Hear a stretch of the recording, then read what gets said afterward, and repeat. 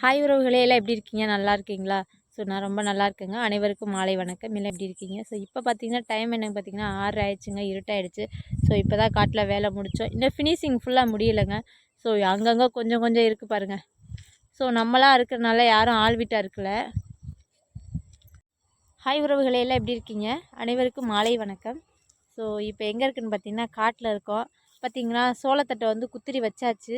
So அந்த வயலில் இருந்ததை அறுத்து எங்கள் மாமியார் வந்து குத்திரி வச்சுருக்காங்க.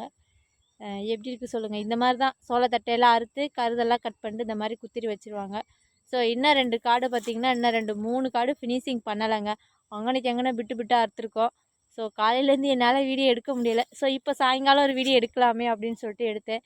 ஸோ நிறைய கேட்டிருந்தாங்க, என்ன சொல்கிறது, ஆள் விட்டா இருக்கிறீங்களா நீங்களாக இருக்கிறீங்களா அப்படின்னா. ஆளெல்லாம் எங்கேயும் விடலைங்க. ஸோ நாங்களாக தான், சின்ன காடு தானே, நம்ம வீட்டில் சும்மா தானே இருக்கோம் அப்படி சொல்லிட்டு அப்பப்போ கிடைக்கிற நேரத்தில் எங்கள் மாமியார் இருப்பாங்க, நான் எங்கள் வீட்டுக்காரர் எல்லாமே அறுத்தோம். பார்த்தீங்களா, இன்றைக்கி வந்து ஓரளவு அறுத்துருக்கோம். பார்த்தீங்களா, அங்கனைக்கு எங்கன கொஞ்சம் கொஞ்சமாக விட்டு விட்டா நிழல் எங்கன வருதோ, வெயில் அதிகங்க, அதனால் நிழல் எங்கன வருதோ அங்கனையெல்லாம் கட் பண்ணியிருந்தோம். ஸோ இப்போ தான் பார்த்தீங்கன்னா இந்த லெக்கிலலாம் கட் பண்ணியிருந்தேன். ஓகே ஃப்ரெண்ட்ஸ், ஸோ நான் ஃபுல்லாகவே கட் பண்ணிட்டு குத்திரி வச்சுட்டு உங்கள்கிட்ட காமிக்கிறேன். ஸோ என்னால் சரிவர வீடியோ போட முடியலைங்க. ஏன்னு பார்த்தீங்கன்னா வீடியோ போடவும் கொஞ்சம் ரிலாக்ஸாக மனசு வரமாட்டேன்து.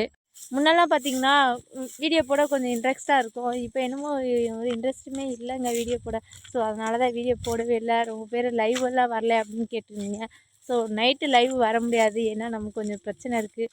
அதனால் முடிஞ்ச அளவுக்கு பகலில் லைவ் வரேன் வாங்க. 11 மணிக்கு கரெக்டாக 11 மணிக்கு லைவ் வருவேன். வாங்க ஃப்ரெண்ட்ஸ் பேசலாம். ஓகேங்க. ஸோ இவ்வளோதான்.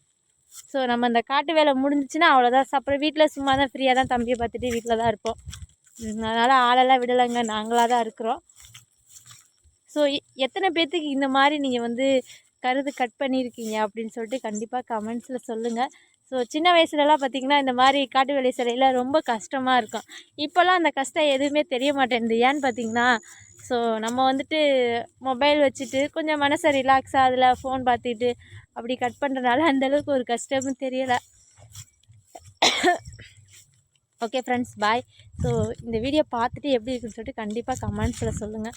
ஸோ இந்த மாதிரி நம்ம உறவுகள்கிட்ட பேசுகிறனால நம்ம மனசில் உள்ள கஷ்டங்கள் கொஞ்சம் குறைஞ்ச மாதிரி, கொஞ்சம் பாரம் இல்லாத மாதிரி அப்படி தெரியும்.